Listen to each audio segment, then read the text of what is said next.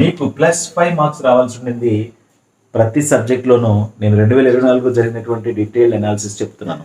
And రాబోయేటువంటి ఎగ్జామినేషన్స్కి మీరు prepare అవుతున్నారు కాబట్టి మీకు ఒక అవగాహన కోసం దీన్ని నమూనాగా ఉంచుకోండి అంతే. హలో హాయ్ స్టూడెంట్స్, ఈరోజు మన వీడియోలో జేఈ అడ్వాన్స్ 2024లో ఏ కేటగిరీ స్టూడెంట్స్కి ఎన్ని మార్కులు వస్తే అడ్వాన్స్డ్ కూడా క్వాలిఫై అయినట్లుగా పరిగణిస్తారు అనేది అయితే ఇన్ఫర్మేషన్ ఇవ్వడం జరుగుతుంది. సో కొత్త వాళ్ళు ఎవరైనా మన ఛానల్ చూస్తున్నట్లయితే సబ్స్క్రైబ్ చేసుకోండి. అండ్ ఈ వీడియో కంప్లీట్గా పూర్తిగా చూడండి. జేఈ ఆస్పిరెంట్ 2025 వాళ్ళు ఎవరైతే ఉన్నారో ఖచ్చితంగా ఉపయోగపడుతుంది. అండ్ వీడియోకి లైక్ చేసి అండ్ డైలీ ఫాలో అవుతున్నాడు అనమాట. సో ఇక్కడ విషయం ఏంటంటే జేఈ అడ్వాన్స్ రాయాలంటే ముందుగా మనం జేఈ మెయిన్స్ క్వాలిఫై అవ్వాలి. జేఈ మెయిన్స్ క్వాలిఫై అవ్వాలంటే మనకి 2 సెషన్స్ ఉంటాయి. జనవరిలో ఒక సెషన్ జరుగుతుంది, ఏప్రిల్లో ఒక సెషన్ జరుగుతుంది. ఈ 2 సెషన్లో ఏ సెషన్లో అయితే ఎక్కువ పర్సెంటేజ్ వస్తుందో దాన్ని కన్సిడర్ చేస్తారు. ఆ ఎక్కువ వచ్చినటువంటి పర్సెంటేజ్ అనేది కట్ ఆఫ్ పర్సెంటేజ్ కంటే ఎక్కువ ఉందనుకోండి, సో అప్పుడు మీరు జేఈ మెయిన్స్ క్వాలిఫై అవుతారు. మెయిన్స్ క్వాలిఫై అయిన స్టూడెంట్స్ అందరూ కూడా అడ్వాన్స్డ్ రాస్తారు. మరి జేఈ మెయిన్స్ నుండి అడ్వాన్స్డ్కి ఎంతమందిని క్వాలిఫై చేస్తారు, ఎంతమందిని ఎలిజిబుల్ చేస్తారంటే 2.5 లక్షల మంది స్టూడెంట్స్ని ఎలిజిబుల్ చేస్తారు. అది కూడా కేటగిరీల వారీగా. సో ఎవరెవరిని ఎంతమందిని షార్ట్ లిస్ట్ చేస్తారు అనేది అయితే మనం ప్రీవియస్ వీడియో చేసాము. నేను ఇక్కడ ఎండ్ కార్డ్స్లో ఇస్తాను, పైన ఐ కార్డ్స్లో కూడా ఇస్తాను, అవసరం అయితే చూసుకోండి. మీరు ఓపెన్ కేటగిరీ అయితే ఓపెన్ కేటగిరీలో ఎంతమంది స్టూడెంట్స్ కావాలి, ఎస్సీ అయితే ఎంతమంది స్టూడెంట్స్ని అడ్వాన్స్ రాసుకోవడానికి అవకాశం ఇప్పిస్తారు, ఈడబ్ల్యూఎస్ అయితే ఎంతమంది, ఓబీసీ అయితే ఎంతమంది, ఇలా అన్నీ కూడా కేటగిరీల వారీగా నేనైతే వీడియో చేయడం జరిగింది. ఒకసారి అయితే చూడండి. సో ఇక్కడ మనం ఏం చేస్తామంటే జేఈ అడ్వాన్స్డ్ ఎగ్జామ్ రాసిన తర్వాత మీకు మెయిన్స్ లాగా కాకుండా అడ్వాన్స్డ్ ఎగ్జామ్లో ఇండివిజువల్ సబ్జెక్ట్లో కూడా కనీస కట్ ఆఫ్ మార్కులు రావాల్సి ఉంటుంది. అండ్ అలాగే ఓవరాల్గా 3 సబ్జెక్టులు కలిపి మళ్ళీ మీకు అగ్రిగేట్ మార్క్స్ కూడా వచ్చి ఉండాలి. ఈ 2 కట్ ఆఫ్స్ దాటితేనే అప్పుడు మీరు జోసా కౌన్సిలింగ్లో ఐఐటీస్ చాయిస్ ఫిల్లింగ్ చేసుకోవడానికి అవకాశం ఉంటుంది. Otherwise no chance. Right. So ఇక్కడ చూద్దాం. ముందుగా మనకి ఓపెన్ కేటగిరీకి సంబంధించినటువంటి స్టూడెంట్స్. ఓపెన్ కేటగిరీ అంటే మీకు తెలుసు కదా, OC. So open category students ఎవరెవరికి ఏ సబ్జెక్ట్లో ఎంత మార్కులు రావాలి అండ్ అగ్రిగేట్ మార్క్స్ ఎంత రావాలి అనేది. ఓపెన్ కేటగిరీ అంటే సిఆర్ఎల్ అంటే కామన్ ర్యాంక్ లిస్ట్ స్టూడెంట్స్ ఎవరైతే ఉన్నారో ఈచ్ సబ్జెక్ట్లో మినిమం 10 మార్క్స్ రావాలి. +10 మార్క్స్ అంటాం. ఈచ్ సబ్జెక్ట్లో మినిమం 10 మార్క్స్ రావాలి. అండ్ ఓవరాల్గా వచ్చేసి 3 సబ్జెక్టులు కలిపి 190+ వచ్చి ఉండాలి. 109 అండ్ ప్లస్ 109 వచ్చినా ఎలిజిబుల్ అయ్యారు. బట్ 109 మార్క్స్ వచ్చే సీట్లు వచ్చినాయా అంటే నో వే, రాలేదు. మొన్న అయితే జోసా కౌన్సిలింగ్లో 109 మార్క్స్ వస్తే సీట్లు రాలేదు, ఐఐటీస్లో సీట్లు రాలేదు. ఓకేనా? రైట్. అంటే ఎలిజిబుల్ అయ్యారు, అడ్వాన్స్డ్ కూడా ఎలిజిబుల్ అయ్యారు. అండ్ ఐఐటీస్ చాయిస్ ఫిల్లింగ్ చేసుకోవడానికి అవకాశం ఇచ్చారనమాట. అండ్ అలాగే ఓబీసీ ఎన్సిఎల్ ర్యాంక్ లిస్ట్కి సంబంధించిన స్టూడెంట్స్కి +9 మార్కులు రావాలి ప్రతి సబ్జెక్ట్లో. అండ్ ఓవరాల్గా వచ్చేసి 98 మార్క్స్ రావాలి. 98 అండ్ అబోవ్ మార్క్స్ రావాలి. వస్తేనే వాళ్ళు జేఈ అడ్వాన్స్డ్ క్వాలిఫై అయినట్లు. ఇక్కడ మీకు కొన్ని డౌట్స్ రావచ్చు. కొత్త స్టూడెంట్స్ అంటే జేఈ 2025లో రాయబోయేటువంటి స్టూడెంట్స్కి అడ్వాన్స్డ్ ఎగ్జామ్ గురించి కొంత డౌట్ ఉండొచ్చు. సార్, ఫర్ సపోజ్ నాకు 3 సబ్జెక్టుల్లో ఇక్కడ +9 రావాలన్నారు, ఒక్కొక్క సబ్జెక్ట్కి +9 రావాలన్నారు. నాకు 2 సబ్జెక్టులో 50 వచ్చినాయి, అంటే 100 మార్క్స్ అయినాయి. ఇంకొక సబ్జెక్ట్లో మ్యాథ్స్ కానీ ఫిజిక్స్ కానీ కెమిస్ట్రీ కానీ ఏదో ఒక సబ్జెక్ట్లో 5 మార్క్సే వచ్చాయనుకుందాం. నాకు టోటల్ స్కోర్ చూస్తే 2 సబ్జెక్టులో 50 + 50 100 వచ్చినాయి. ఇది సబ్జెక్టు 5 మార్క్స్ యాడ్ చేస్తే 105 వచ్చినాయి. బట్ నాకు కావాల్సింది 98 మార్క్సే. మరి ఇప్పుడు నేను ఎలిజిబుల్ అవుతానంటే అలా ఎలిజిబుల్ అవ్వరు. ఎందుకని? ఇండివిజువల్ కట్ ఆఫ్స్లో నువ్వు ఫెయిల్ అయినావు, అన్ఫిట్ అయినావు. ఇండివిజువల్ కట్ ఆఫ్స్ నీకు రాలేదు కాబట్టి నువ్వు ఎలిజిబుల్ కావు. అగ్రిగేట్ మార్క్స్ తెచ్చుకున్నా సరే జేఈ అడ్వాన్స్ అనేది ఎలిజిబుల్ కావడం కష్టం. సో 2 క్రైటీరియాస్ మనం ఒబే చేయాల్సి ఉంటుంది అనమాట. రైట్. అలాగే జనరల్ ఈడబ్ల్యూఎస్ ర్యాంక్ స్టూడెంట్స్కి +9 మార్క్స్ రావాల్సి ఉంటుంది ప్రతి సబ్జెక్ట్లో. ఓవరాల్గా వచ్చేసి 98 మార్క్స్ రావాల్సి ఉంటుంది. 98 అండ్ అబోవ్ మార్క్స్. అండ్ సిమిలర్గా SC rank list, SC category స్టూడెంట్స్కి వచ్చేసి +5 మార్క్స్ వస్తే చాలు. ప్రతి సబ్జెక్ట్లో +5 మార్క్స్ వస్తే చాలు మీరు. అండ్ అగ్రిగేట్ మార్క్స్ వచ్చేసి 54 మార్క్స్ వచ్చి ఉండాలి. ఇక్కడ చూద్దాం. సో ప్రతి సబ్జెక్ట్లో +5 వచ్చినాయి. ఇట్ మీన్స్ నాకు మ్యాథ్స్లో 12 వచ్చినాయి, ఫిజిక్స్లో 16 వచ్చినాయి, అండ్ కెమిస్ట్రీలో 22 వచ్చినాయి అనుకుందాం. సో మొత్తం ఎన్ని చూడండి, 10 అండ్ +5 50 మార్కులు వచ్చినాయి. నేను అన్ని క్వాలిఫై అయ్యాను, ఇండివిజువల్గా ఉన్న సబ్జెక్టులు అన్నీ క్వాలిఫై అయ్యాను. కానీ అగ్రిగేట్ మార్క్స్ ఎన్ని వచ్చినాయి? 50 మార్క్స్ వచ్చినాయి. నాకు ఎన్ని రావాలి? 54 మార్క్స్ రావాలి. మరి క్వాలిఫై అవుతానా? ఎలిజిబుల్ అవుతానా? ఐఐటీస్ అడ్మిషన్స్ పెట్టుకోవడానికి, చాయిస్ ఫిల్లింగ్ చేయడానికి నో ఛాన్స్. ఎందుకంటే ఇండివిజువల్ కట్ ఆఫ్స్ మీరు క్లియర్ చేయగలిగారు, కానీ అగ్రిగేట్ మార్క్స్ తెచ్చుకోలేకపోయారు. ఇలా ఏ కేటగిరీ వాళ్ళకని ఇవే రూల్స్ వర్తిస్తాయి అనమాట.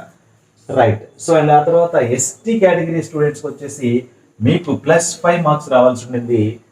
ప్రతి సబ్జెక్ట్లోనూ నేను 2024 జరిగినటువంటి డీటెయిల్ అనాలిసిస్ చెప్తున్నాను. అండ్ రాబోయేటువంటి ఎగ్జామినేషన్స్కి మీరు ప్రిపేర్ అవుతున్నారు కాబట్టి మీకు ఒక అవగాహన కోసం దీన్ని నమూనాగా ఉంచుకోండి అంతే.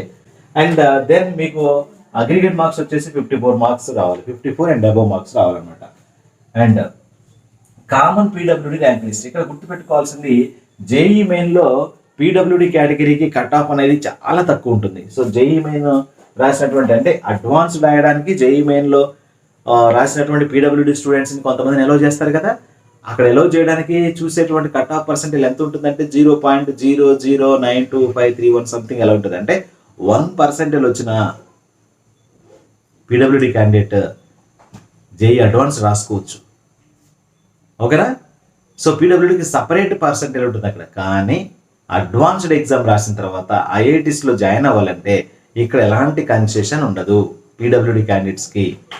సార్ నేను పీడబ్ల్యూడి కదా, నాకు కట్ ఆఫ్ పర్సెంటేజ్ చాలా తక్కువ ఉండాలి కదా, నాకు కూడా 54 మార్కులు ఎందుకు సార్ అని చెప్పి అనకూడదు. ఎస్సీ, ఎస్టీ, పీడబ్ల్యూడి ముగ్గురు కూడా ఒకే కావు కిందకు వస్తారు అడ్వాన్స్డ్లో. ఎస్సీ, ఎస్టీ, పీడబ్ల్యూడి 3 కేటగిరీల స్టూడెంట్స్ జేఈ అడ్వాన్స్డ్లో ఒకే కేటగిరీ కిందకు వస్తారు. అంటే ఒకే క్రైటీరియా కిందకి ఒకే రకమైనటువంటి కట్ ఆఫ్ మార్కులు తెచ్చుకోవాల్సిన అవసరం ఉంటుంది. సో అందుకనే కామన్ పీడబ్ల్యూడి అంటే ఎవరు? ఇక్కడ ఓపెన్ కేటగిరీ స్టూడెంట్స్ ఉన్నారు కదా, ఓపెన్ కేటగిరీలో పీడబ్ల్యూడి ఉంటారు కదా, వాళ్ళు అనమాట కామన్ పీడబ్ల్యూడి. వాళ్ళకు కూడా ఎన్ని మార్కులు రావాలి? +5 మార్క్స్ రావాలి ప్రతి సబ్జెక్ట్లో. అండ్ అగ్రిగేట్ మార్క్స్ వచ్చేసి 54 అండ్ అబవ్ వచ్చి ఉండాలి. అలాగే OBC NCL PWD, OBC NCL PWD వాళ్ళకి కూడా అంతే. అండ్ అలాగే జనరల్ ఈడబ్ల్యూఎస్ పీడబ్ల్యూడికి అంతే, ఎస్సీ పీడబ్ల్యూడి అంతే, ఎస్టీ పీడబ్ల్యూడి కూడా అంతే. వీళ్ళందరికీ కూడా ప్రతి సబ్జెక్ట్లో +5 మార్క్స్ అండ్ అలాగే అగ్రిగేట్ వచ్చేసి 54 మార్క్స్ రావాల్సిన అవసరం ఉంటుంది. సో ఇది మినిమం కట్ ఆఫ్ మార్క్స్ అనమాట. ఈ కట్ ఆఫ్ మార్క్స్ని ఎవరైతే సాటిస్ఫై చేస్తారో వాళ్ళందరూ కూడా జోసా కౌన్సిలింగ్లో ఎంటర్ అయిన తర్వాత, మీ రోల్ నెంబర్తో ఎన్రోల్ అయిన తర్వాత, రిజిస్టర్ చేసుకున్నాక అప్పుడు మీకు చాయిస్ ఫిల్లింగ్లో ఐఐటీస్ ఆప్షన్స్ కూడా కనిపిస్తాయి. ఇవి ఎవరైతే సాటిస్ఫై చేశారో, ఇన్ని మార్కులు ఎవరైతే తెచ్చుకున్నారో. ఇక ఆ తర్వాత సీట్ అలాట్మెంట్ అనేది వచ్చినటువంటి మార్కులు బట్టి డిపెండ్ అయి ఉంటుంది. సో మీరు అక్కడ చాయిస్ ఫిల్లింగ్ పెట్టారు కాబట్టి సీట్లు ఇవ్వాలని లేదు, అక్కడ కూడా మళ్ళీ కాంపిటీషన్.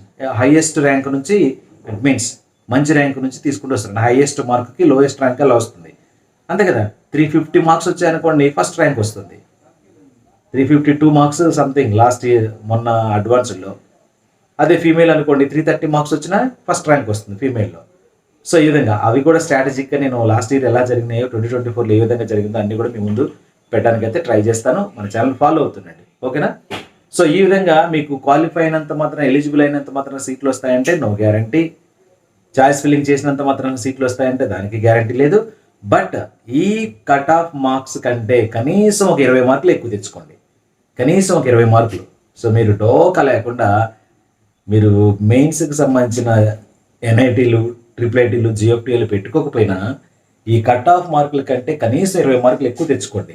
109 మార్క్స్ కట్ ఆఫ్ ఉందంటే మీరు 129 మార్క్స్ తెచ్చుకోండి.